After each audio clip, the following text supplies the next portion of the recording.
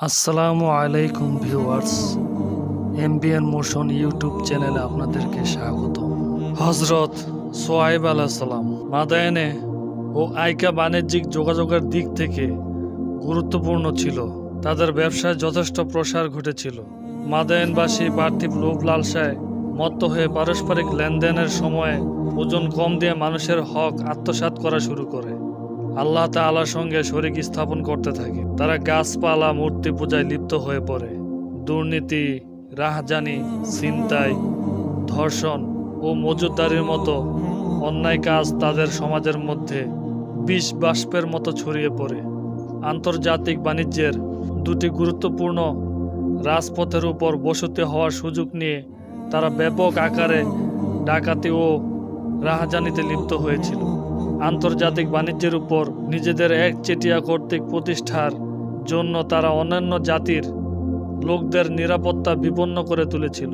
এসব পাপে তারা এমনভাবে জড়িয়ে যায় যে তারা কখনো মনে করত না যে এসব অত্যন্ত খারাপ কাজ, বরং তারা সেসব কাজ করে গর্ববোধ করত। এভাবে সমাজের মধ্যে তারা অরাজকতার সৃষ্টি করত।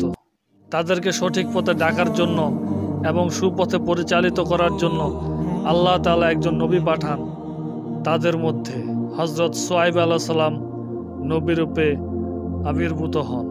হ্যাঁ ভিউয়ার্স, আজকে হজরত সোয়াইব আলাইহিসসালামের জীবনী সম্পর্কে সংক্ষিপ্ত আলোচনা করব।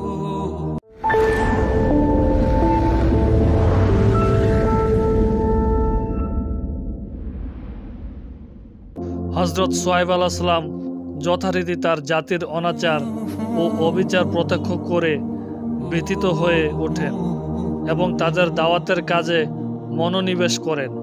তিনি বলেন, হে আমার কওম, আল্লাহর দাসত্ব করো। তিনি ছাড়া তোমাদের আর কোনো মাবুদ নেই। তোমাদের রবের পক্ষ থেকে তোমাদের উপর স্পষ্ট প্রমাণ এসে গেছে। তাই ওজন ও দাড়িপাল্লা পুরা করো। মানুষকে তাদের জিনিস কম দিও না এবং সংশোধনের পর তোমরা দুনিয়াতে ফাসাদ সৃষ্টি করো না। তোমরা যদি সত্যি মুমিন হও তাহলে এর মধ্যেই তোমাদের মঙ্গল রয়েছে। যারা ঈমান এনেছে তাদের ভয় দেখানোর জন্য, তাদেরকে আল্লাহর রাস্তা থেকে ফিরিয়ে রাখার উদ্দেশ্যে এবং সরল পথকে বাঁকা করার নিয়তে জীবনের প্রতিটি পথে ডাকাত সেজে বসো না।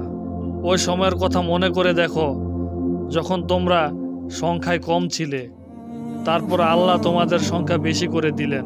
চোখ খুলে দেখো দুনিয়াতে ফাসাদ সৃষ্টিকারীদের পরিণাম কেমন হয়েছে। আমাকে যে শিক্ষাসহ পাঠানো হয়েছে এর প্রতি যদি তোমাদের একদল ঈমান আনে এবং আরেক দল ঈমান না আনে, তাহলে সবরের সঙ্গে দেখতে থাকো যে পর্যন্ত না আল্লাহ আমাদের মধ্যে ফয়সালা করে দেন, আর তিনি সবচেয়ে ভালো ফয়সালাকারী।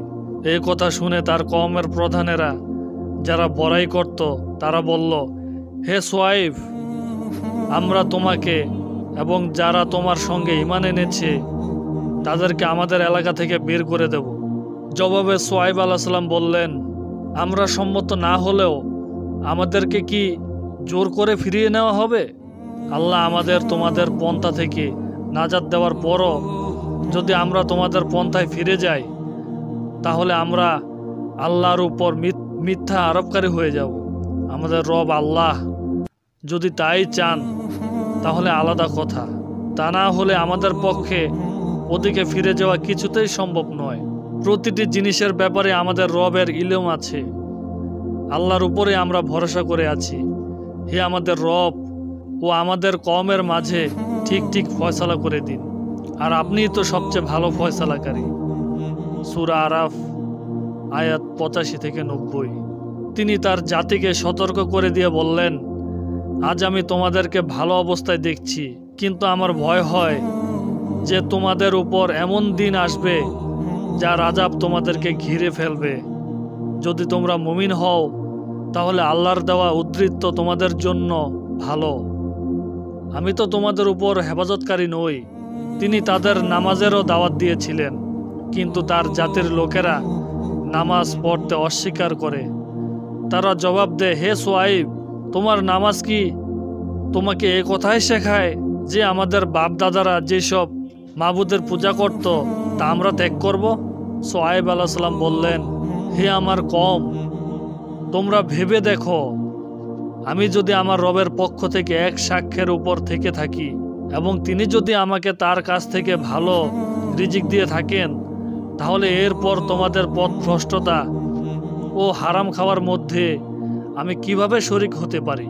আমি চাই না যেসব বিষয় থেকে আমি তোমাদেরকে নিষেধ করি তা আমি নিজেই করে বসি। আমার সাধ্যে যতটুকু কুলায় আমি তো সংশোধন করতে চাই। আমি যা কিছু করতে চাই তা আল্লাহর তৌফিকের উপর নির্ভর করে। আমি তারই উপর ভরসা করে আছি এবং সব ব্যাপারে তারই দিকে ফিরে আসি। হে আমার কওম, আমার বিরুদ্ধে তোমাদের হটকারিতা যেন এতদূর না পৌঁছায় যে শেষ পর্যন্ত তোমাদের উপরও ওই আযাবও এসে যায় যা নূহ, হুদ বা সালেহ আলাইহিস সালামের কওমের উপর এসেছিল। আর লূত আলাইহিস সালামের কওম তো তোমাদের থেকে বেশি দূরে নয়। তোমাদের রবের কাছে মাপ চাও, তার দিকে ফিরে আসো। নিশ্চয়ই আমার রব বড়ই দয়ালু এবং তার সৃষ্টিকে তিনি ভালোবাসেন। তারা তখন জবাব দেয়, হে সোয়াইব, তোমার অনেক কথাই তো আমাদের বুঝেই আসে না। আমরা দেখতে পাচ্ছি যে আমাদের মধ্যে তুমি একজন দুর্বল মানুষ। তুমি যদি আমাদের বংশের লোক না হতে তাহলে কবে তোমাকে পাথর মেরে শেষ করে দিতাম। তোমার এমন শক্তি নেই যে আমাদের উপর ক্ষমতা দেখাতে পারো।